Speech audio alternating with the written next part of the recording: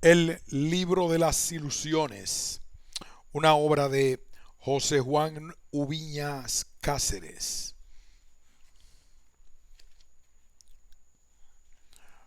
Prólogo. El recurso de cierta tranquilidad me regaló el tiempo y la claridad para cavilar levemente, pero de manera tajante, sobre las materias que se mostrarán a continuación. No veo en este libro elementos que no puedan ser tomados por otras manos y ser expuestos con mayor maestría.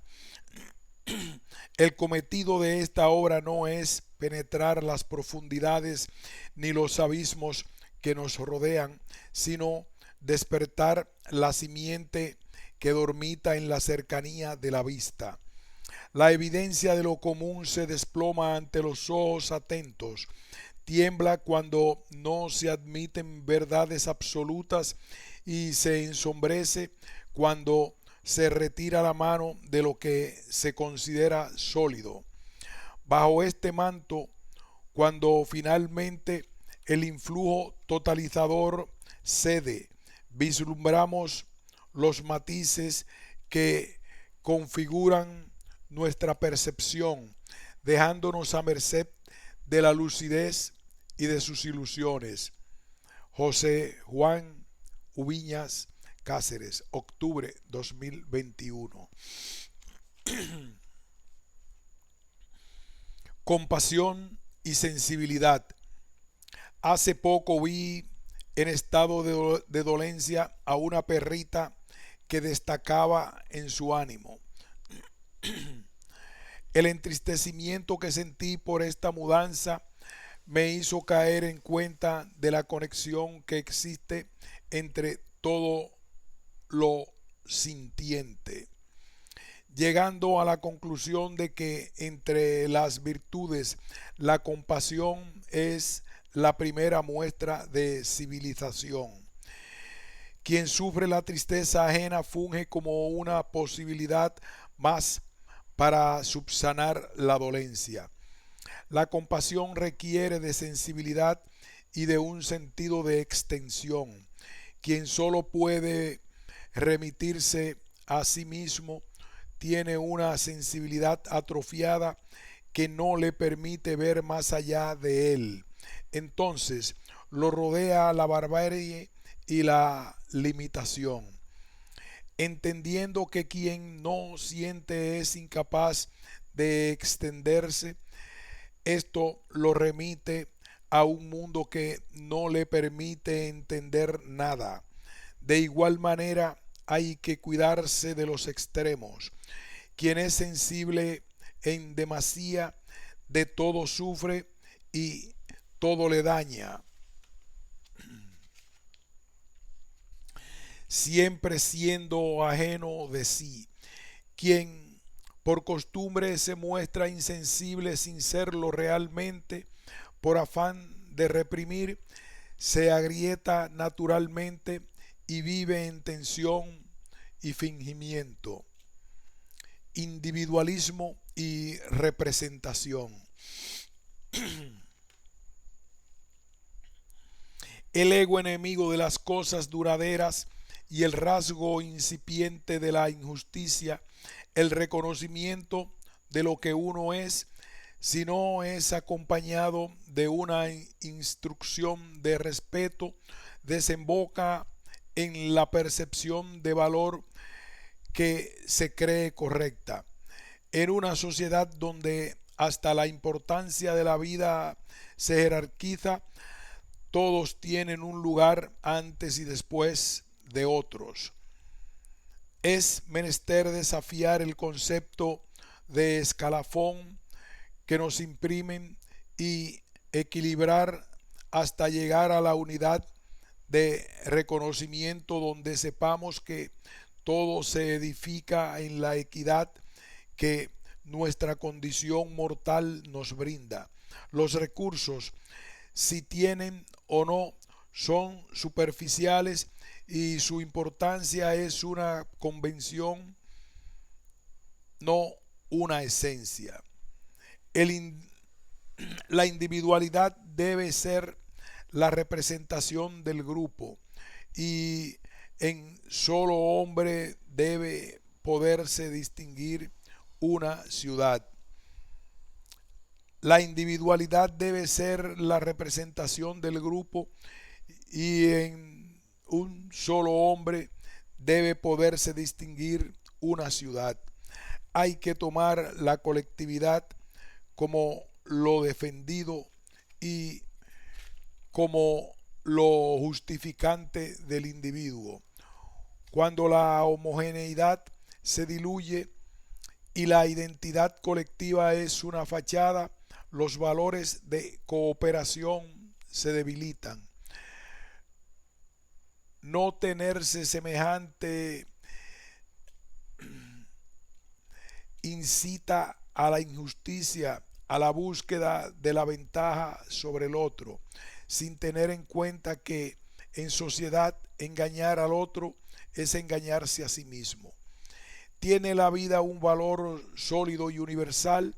No, no hay indicios de un valor preestablecido y la importancia de la vida puede deberse al valor de la acción, de ejercer la vida, como también por no poder ser replicada. Agregar valor a la vida es saber que su posesión es efímera y que está fuera de nuestras manos su sentido.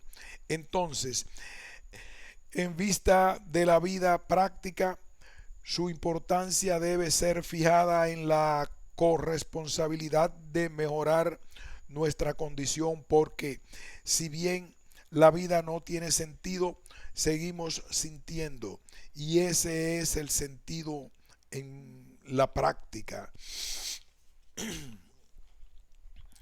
Vista al pasado. Quien mira hacia atrás, que lo haga con cuidado y que sepa cuándo ser indulgente, pues es común ser juez implacable de uno mismo. Hay que tomar en cuenta que es normal que ese otro no nos represente, pues vivía acorde con su tiempo y a sus experiencias.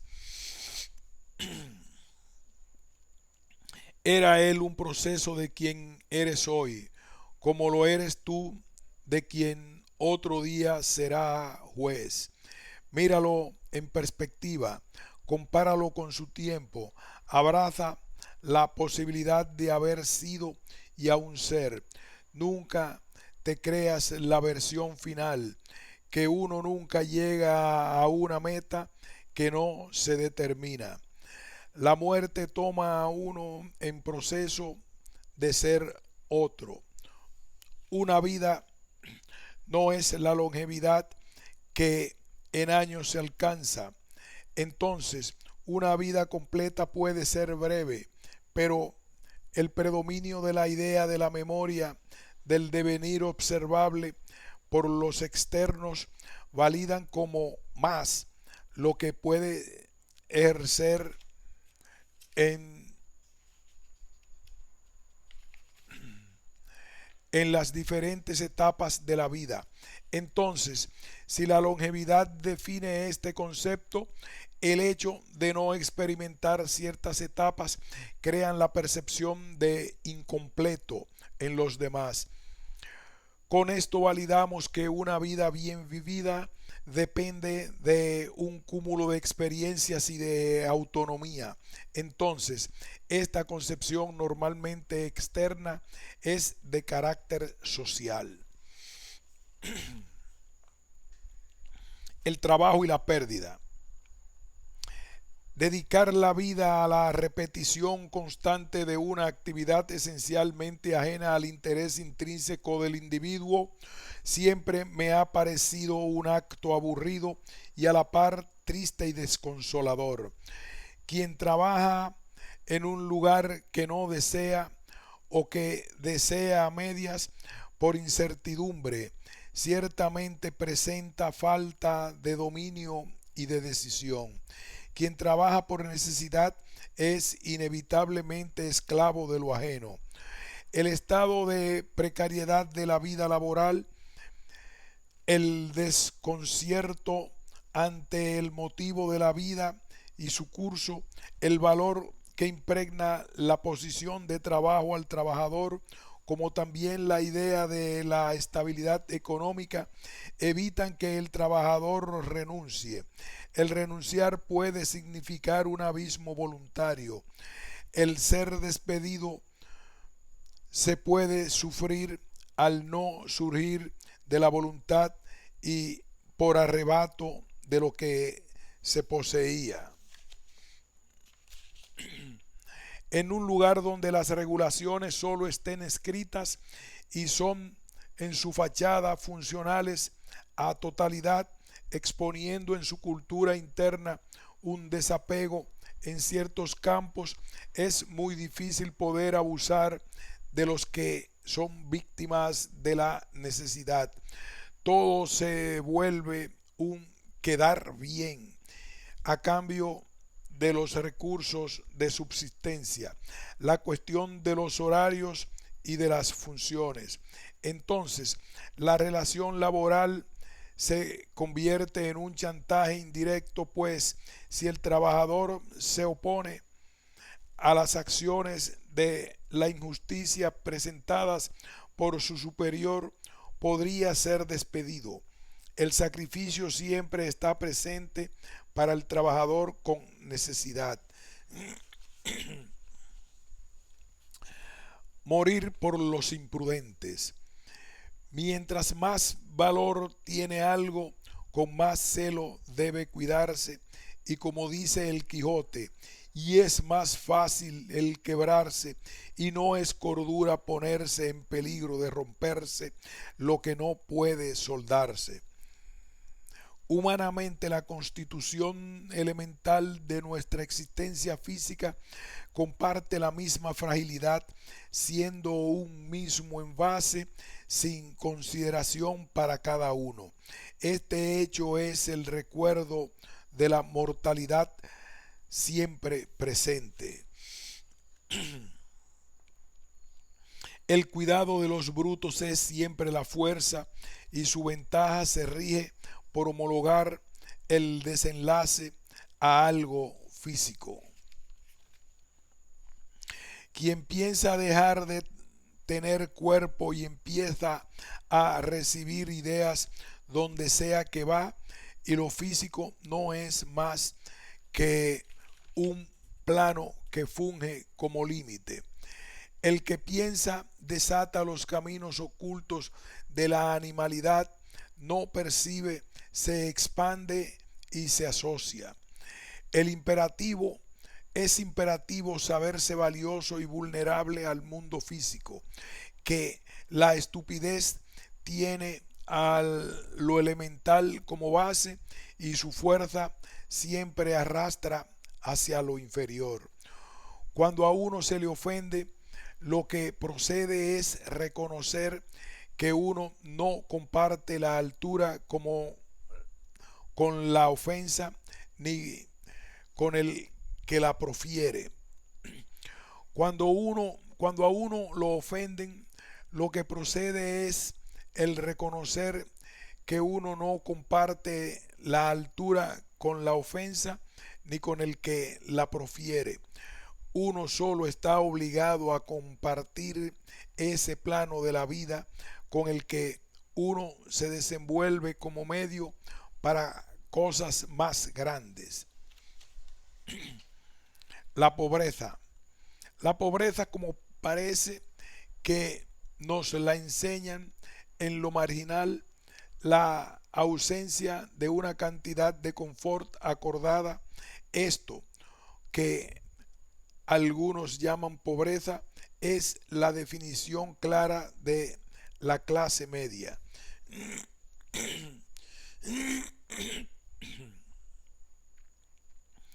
La pobreza reside en la escasez de los medios de subsistencia, una cercanía con la muerte. Esta cercanía obliga a trabajar al que la posee y a las condiciones de abuso por lo mínimo. La necesidad tensa las probabilidades del porvenir, permaneciendo el individuo en un círculo vicioso del cual es difícil de salir, siempre viviendo al abrazo del decaimiento y muchas veces absorbidos por la desmoralización, entregando la vida a lo básico, al reino de la violencia, dando continuidad a una dinámica social creada por factores económicos.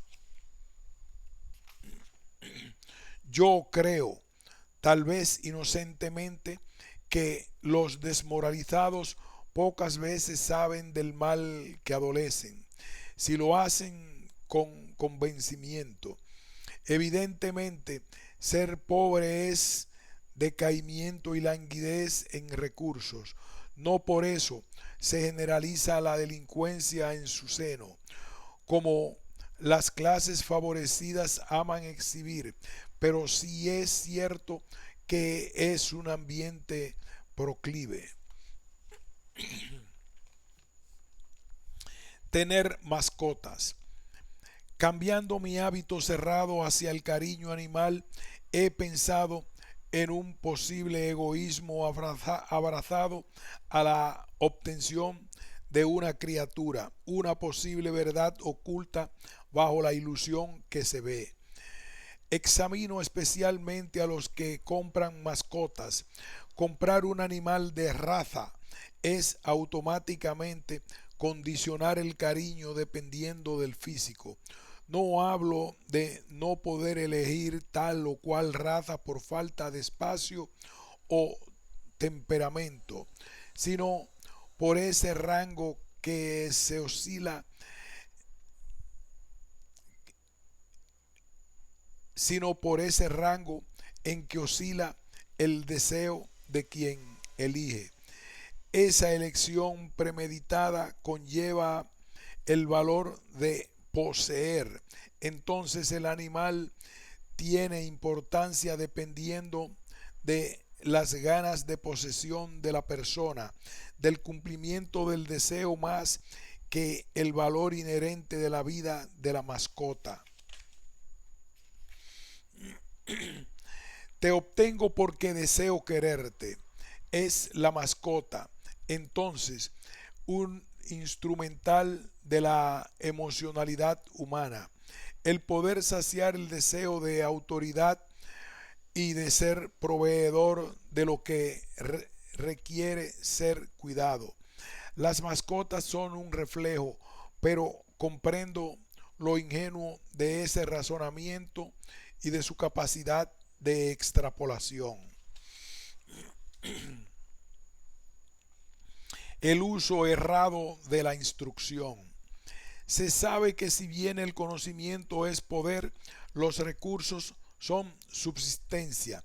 Adorar la vida por sí misma ya tiene un sabor extraño, porque se adora algo sin propósito, pero desvivirse en la búsqueda de recursos para disfrutar en abundancia lo que resta de la existencia sería complacer a los sentidos y tratar de llenar la herida que deja la carencia adquirida. No lo critico negativamente, pero para mí es más loable la creación del propósito para sumergirse en la ficción y en el entretenimiento. Saber no es lo mismo que aplicar, y quien comprende la mesura rara vez es desaforado. La naturaleza brinda a la sociedad y la naturaleza brinda y la sociedad jerarquiza. Hasta cierto punto se puede disfrutar de lo que no se comparte, pues las necesidades biológicas son las mismas, aunque el instrumento sabe que no está bien disfrutar de algo que no es de su altura y que El refinamiento es una superestructura que tiene como cimiento lo elemental. Dar las gracias.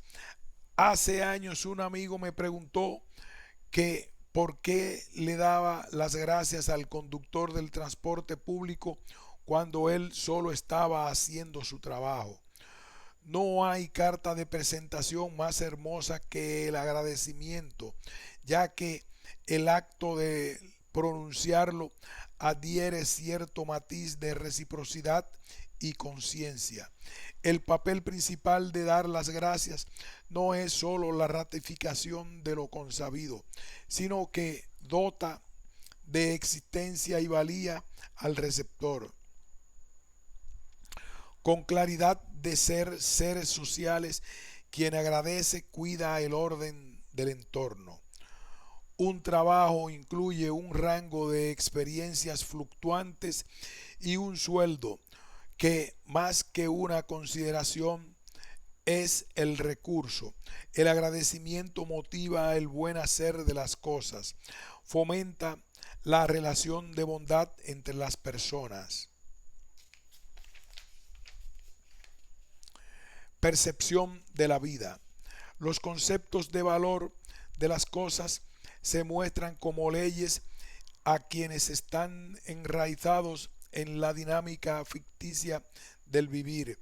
Ahí se ama a la vida como algo definido y continuo, sin tomar en cuenta que somos seres fluctuantes, y la conciencia de las cosas les brinda realidad a través de la idea. Nuestra percepción de las ideas es una traducción de lo que hay. Nosotros asumimos lo que hay como realidad cuando varía dependiendo de los sentidos, y eso no brinda certidumbre alguna. Conservar la vida es instinto, darle valor es hacer la existencia una experiencia vivible.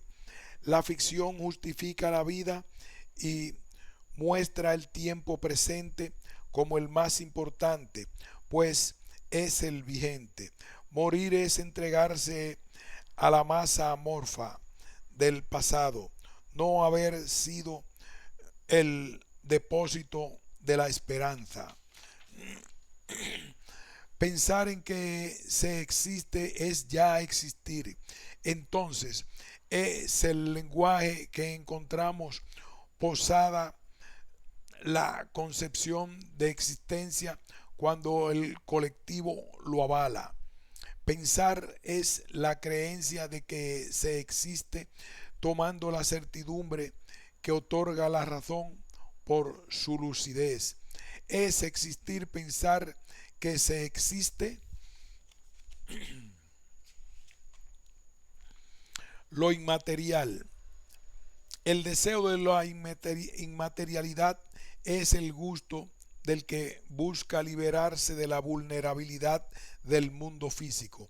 El cuerpo conlleva sentir. La percepción es siempre manipulada por y a través de los sentidos. Vivir consciente es asumir la flaqueza de la estructura y resignarse al deterioro y al paulatino final. En lo inevitable está el arte, que no muere porque siempre es otro diferente al que se va. Busca lo inmaterial el que piensa que no quiere sentir por lo que siente. El deseo de ser es voluntad, que es sentir. Entonces, el deseo de inmaterialidad sería sentir otra cosa, el anverso de lo material. Ganas del infinito. La vida es de por sí metal extraño, y nosotros, condenados a la cierta libertad que otorga el razonamiento, nos vemos obligados a justificarnos continuamente, a regresarnos el valor del que carece la causalidad. Pareciera que el vivir solicitara un propósito y que, reconociendo la finitud de la vida, se busque alargarla a través de la idea de la trascendencia. El futuro de la vida se disfruta viviéndolo como presente o alimentándose de la idea del futuro. Una mente clara entiende la resignación que conlleva la culminación de su rol y se reconoce satisfecho. La idea de trascendencia debe ser alegría para el que vive por el resultado que tendrá, no por su personificación futura. Ir más allá de la vida debería conllevar el entendimiento del anonimato, despegar la idea viva del ego, suprimir la necesidad de extenderse en el tiempo. Querer sobrevivir al tiempo es una irrealidad. Debe lanzarse el mérito al vacío cuando la vida está cumplida. Por tiempo podrían recordarse nombres y fechas, pero la lejanía olvida y cohesiona para fundar nuevos inicios. Tatuarse el nombre de la pareja. Diferentes razones existen para tatuar la piel.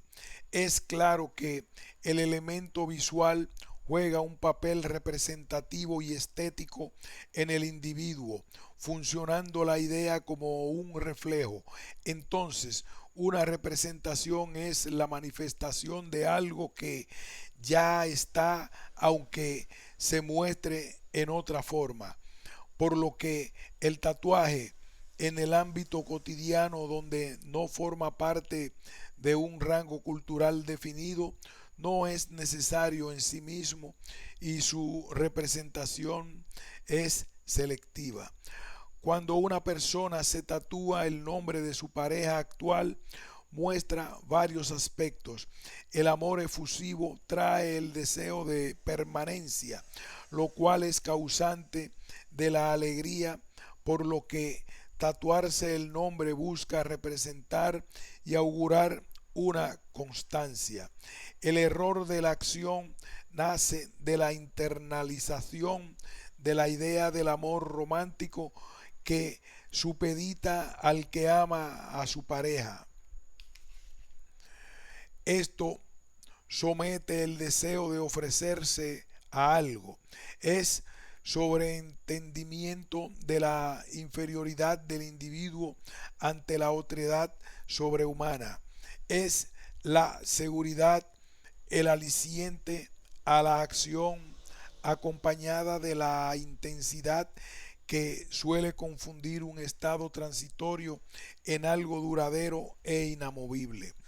El tatuarse al otro es sólo una manifestación de tantas que obedecen a una ilusión y a la tentación de entrega, de abandono ante lo extraño.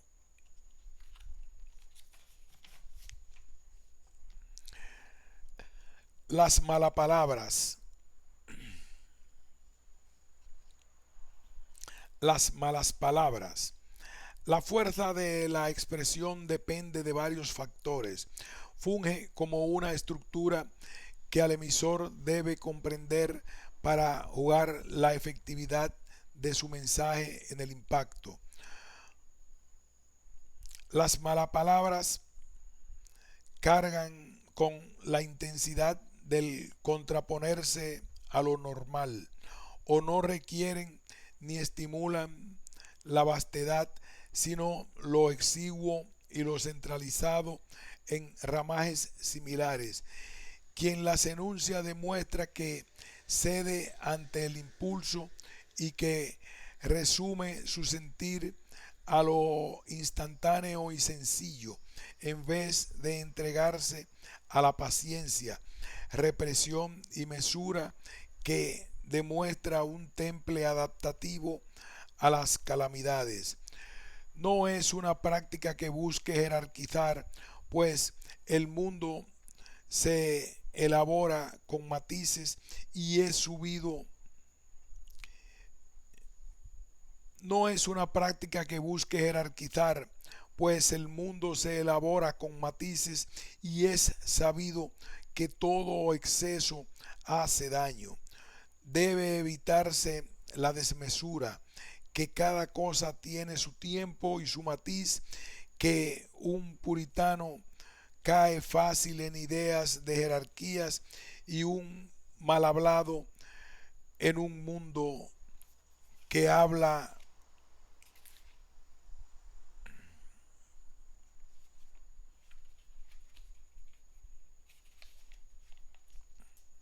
de los niños y adultos. La edad nombra y supone lo que debe saberse y sentirse. A la infancia, por la naturaleza curiosa, incipiente de niños y adultos. La edad nombra y supone lo que debe saberse y sentirse. A la infancia, por su naturaleza curiosa, incipiente despertar, se le trata de una manera parcialmente flexible, esperándose de ellos la ternura y ausencia de gravedad que anega lo esperado para los adultos. El cariño claro que se muestra en la infancia parece percibirse como una muestra de ingenuidad, un espacio de vulnerabilidad esperado por la ausencia de madurez. Se vislumbra como carencia de contexto del individuo y el lugar de inicio para su sendero. La adultez busca afirmarse a través de la negación del niño que un día fue. En el metal formado por el influjo del martillo y de una constancia. La adultez es la rigidez, el abrazo de la duda que volvemos verdad, mientras que el niño no defiende nada porque nada conoce. Su saber es nuevo. El influjo externo es vasto y no se ha hecho consciente de la lucidez y el peso de la conciencia. Ser niño es vivir en la liviandad, desconocer la represión que a los metales afecta.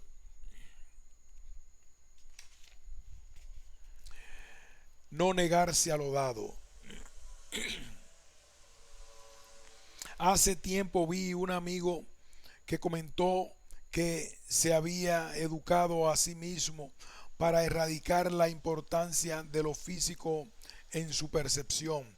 Al leerlo, no pude abandonar la sensación de estar vislumbrando algo absurdo e incorrecto, disfrazado de una intelectualidad continuista y somera, como tampoco pude dejar de pensar en quién fui y cómo en pocos meses atrás mi mente, seducida por el ideal ingenuo de la pureza, secundaba parcialmente esas opiniones.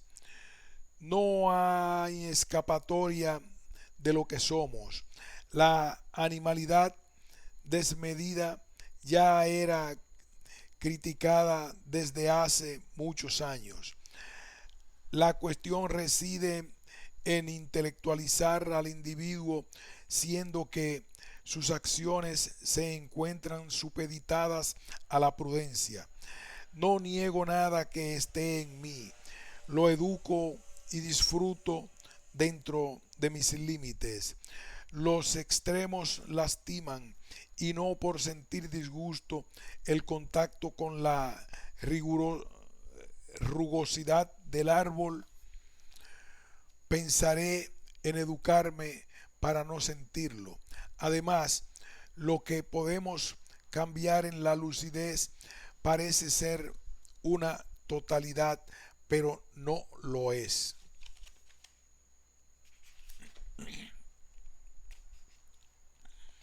Amistades perdidas.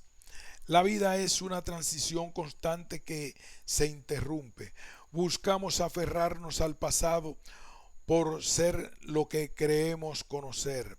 Su característica cristalizadora, su encasillamiento, brinda la seguridad de la finitud, ese algo almacenado que nos permite usarlo de cimiento frente a lo ignoto. La idea del tiempo otorga fuerza a la vigencia y la ratifica con sus características a través de la constancia, lo que envía el mensaje de su calidad intrínseca ha sido inmutable, aunque haya tenido cambios de forma. Es hasta cierto punto una victoria frente a la fuerza del tiempo, un acto de confrontación continua. Entiendo y hasta puedo estar de acuerdo, el problema reside cuando entiendo y hasta puedo estar de acuerdo. El problema reside en cuando la añoranza busca un pasado en la figura presente, cuando uno asume que no hay un cambio en la relación y busca replicar constantemente el pasado, resultando de esto choques por ingenuidad. Lo que se da por sentado casi puede darse por perdido. El pasado solo es un refugio para la inseguridad si buscamos habitarlo. Es menester comprender que por el fin de las cosas es el triunfo de una individualidad que busca lograrse. De lo contrario, hablaríamos de una dependencia. Es importante tener en cuenta que perder puede ser ganar, que lo que somos no seremos. Somos proyecciones, el cuerpo limita. Hablar de la naturaleza humana irremediablemente nos lleva a limitaciones, a la categorización del comportamiento. La animalidad nos sumerge en la naturaleza de lo ignoto. Pensar es romper lo que había. Ampliar un horizonte no corresponde más que a una naturaleza en movimiento, cuestión que va perdiendo sentido en lo que avanza. Estamos condenados a lo eterno de la limitación. Lo que se llama naturaleza es la raíz, la constancia de lo mecánico, pero lo más, el escape de la animalidad que nos encierra. Todo se rige como innumerable. No te sorprendas del cambio. Convéncete de lo mutable. Seguidores de políticos. Cuando se percibe que alguien no conoce de sí mismo un error fundamental, puede causar diferente sentir dependiendo del nivel de proximidad que uno tenga con el individuo. Entregarse uno con facilidad a propagandística es ya triste. Esto tiene como material implícito que uno cede a y comprometerse a su acción y tiempo por una creencia en otro. Por eso, lanzarse a las calles a apoyar candidatos siempre me ha parecido algo arcaico, perteneciente a una naturaleza primeriza que busca un consuelo en algún Dios. La creencia en un Dios inmaterial es más loable, pues la posibilidad brinda muchas salidas. Verlo salir a apoyar casi siempre despierta en mí la seguridad de saberlos engañados. su vivacidad, el intento de homogeneizar tanto visual como ideológicamente a lo impuesto, deja en evidencia un vacío crítico, haciendo personal y adherible su opinión con oportunidades reducidas al cambio de juicio. Apoyar conlleva la renuencia de lo contrario. Uno debe llevar en sí la confrontación de la idea que protege. No debemos polarizarnos.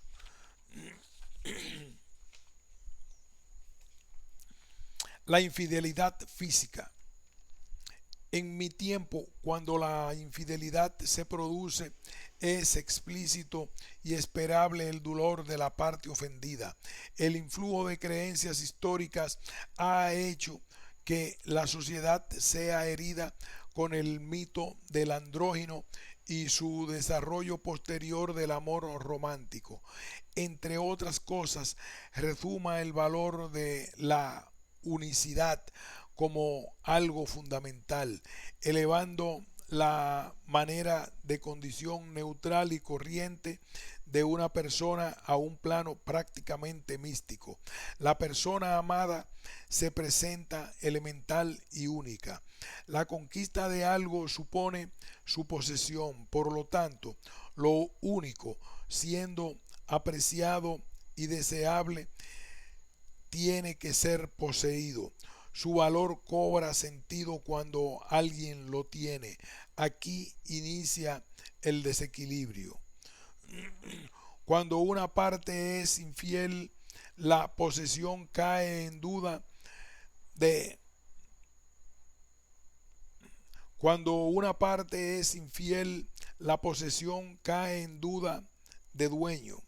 Una falta de claridad acontece y vulnera al que sufrió la infidelidad.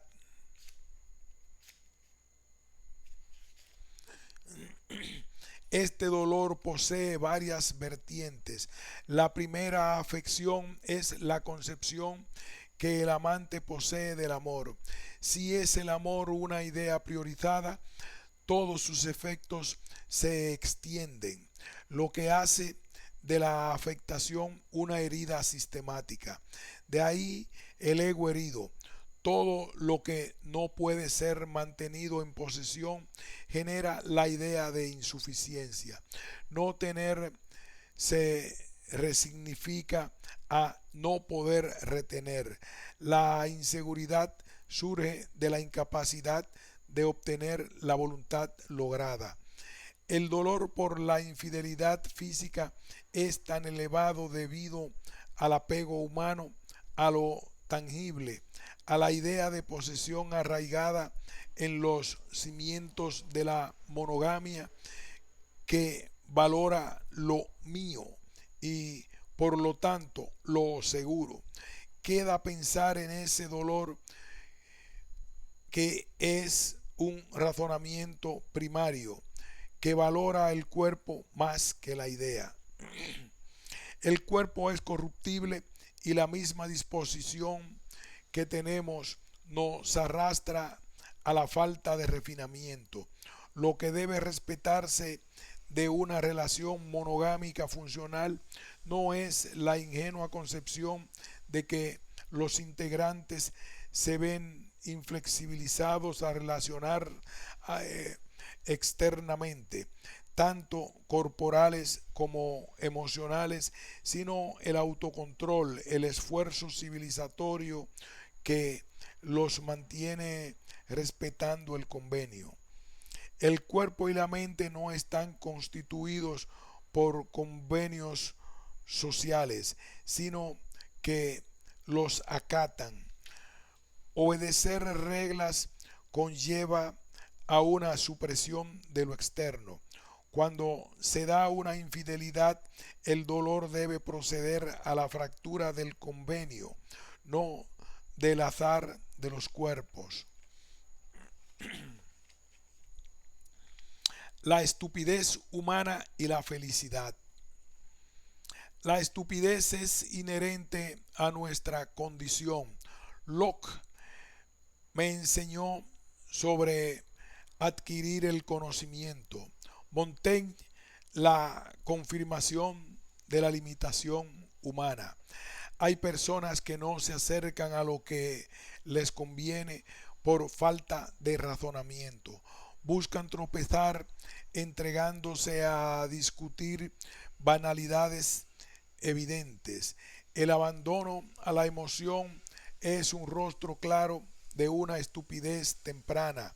Irresponsabiliza, individualiza y solo busca el razonamiento para supeditarlo a sus ideas premeditadas. La niñez se encuentra marginada del pensar general. La adolescencia pone a prueba la adultez, solidifica el resultado. En el medio hay una obsesión con felicidad y se busca abarcar ese sentir en la conciencia viva, pero los medios son los que se plantea conseguir son vanos. No se puede No se puede llegar a una respuesta clara si el objetivo está mal planteado. Entonces, esta búsqueda de felicidad se dirige a una dirección errónea. Las ansias de encontrar nublan frecuentemente el camino a recorrer. La gente se ciñe a creencias genéricas de lo que traerá la felicidad. El medio, a su vez, es objetivo en sí mismo. El ejercicio vano, la búsqueda consciente y vitalicia de la felicidad. La felicidad no se conquista, sino que se recorre.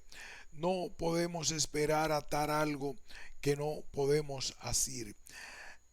Y es la lucidez lo que nos impide sentir.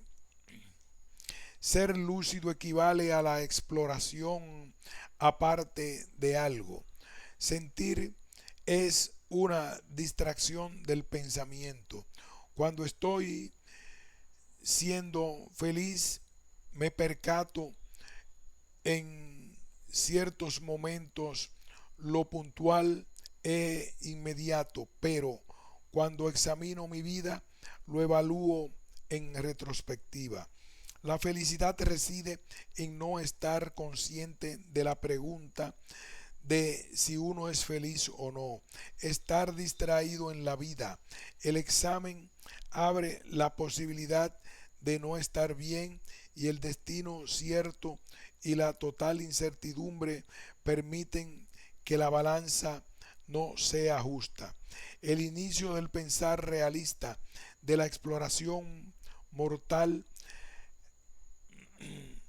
tiene un tinte de herida irreparable.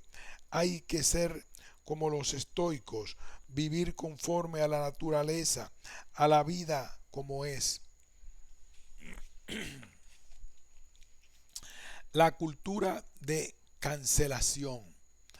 La cultura de la cancelación pretende juzgar el arte en general sin considerar su contexto, para así someterlo a la consideración de los valores actuales de un grupo cohesionado que cree hablar en nombre de la totalidad. Los diversos contextos históricos y sociales, si hablamos en un sentido lineal, han preparado el terreno para nuestro desarrollo.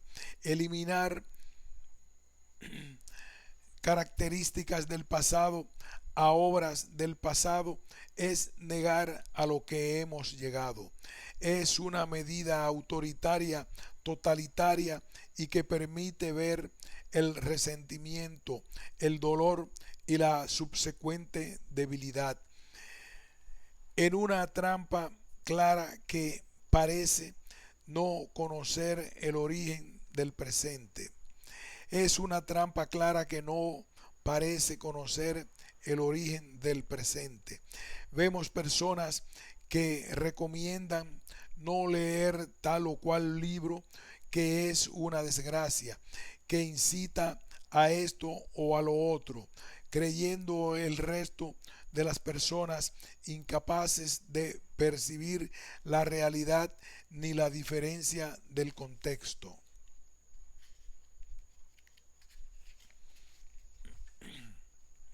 Una obra que pertenece a su tiempo tendrá ciertas características que a nuestro ver serán reprobables si somos conscientes de que en nuestra realidad hemos avanzado algo.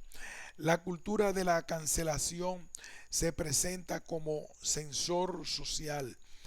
Puede dar la sensación de acción fugaz que tanto alegra por su inmediatez y permitirnos atestiguar un movimiento de cambio en lugares donde el pasado tenía ahínco. La cuestión es que lo hecho a la fuerza deja cicatrices. En lo referente a la separación del autor y su obra, es obvio que podemos distinguir el valor por separado. No era una obra más que la suma de sus partes. La censuraré por sus ficciones endebles en vez de aprovechar sus fuerzas. La cultura de la cancelación abraza una debilidad de carácter pueril. Se manifiesta como una impaciencia y una rudeza tajante que niega el pasado y el concepto de la temporalidad. Por lo tanto, su condición atemporal basada en los valores en que existe el presente llegará sin problemas a la negación del que ahora niega. Siempre somos primera vez. El anhelo de la posesión turba la percepción de la realidad en quienes no quieren entender más allá de lo que puede disponerse para sí. He visto en hombres y mujeres como con airada y simulada victoria el resentimiento los condena a aceptar que su expareja tiene a otra persona diciendo yo lo tuve primero, yo la tuve primero o hicimos tal o cual cosa primero.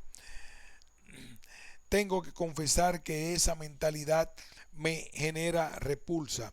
Los seres humanos no somos desgastables a la percepción ajena, no somos degradados a una primera vez, sino que somos siempre experiencia nueva para nosotros mismos y para lo que nos acontece en nuestro devenir. El pensamiento de unicidad basa su importancia en la superficialidad del hacer, de la concepción de algo, sin contar que todo lo que puede hacerse nunca se repite totalmente. El pensamiento de lo único anula los matices, las gradaciones de los actos del pensamiento sin tomar en cuenta los factores cualitativos que intervienen. Nada es interactivo cualitativamente. Quien se queja de la repetición tiene en su importancia patrones y no singularidades, sin tomar en cuenta que la repetición que involucra en su realización a otro ser cambia la totalidad del acto. Lo que se entiende por primera vez tiene un seno. Lo que se entiende por primera vez tiene en su seno la noción del despertar, del nacimiento de una realidad posible que estuvo oculta, ignota. El acto primerizo genera lucidez de acción, una enseñanza que se ejerce donde Antes no había nada. En lo profundo, la importancia está basada en la conciencia del desarrollo, en un acercamiento a algo. Quien por seguridad muestra, por decir esto lo hicimos primero, basa importancia en la previa ignorancia de tal o cual acción de su pareja. Al final de cuentas puede reducirse a un pensamiento colonialista surgido de la pérdida. El resentimiento es una de las muestras más claras de un espíritu apocado. Aquí hacemos una pausa y continuaremos en la segunda mitad de esta lectura más adelante.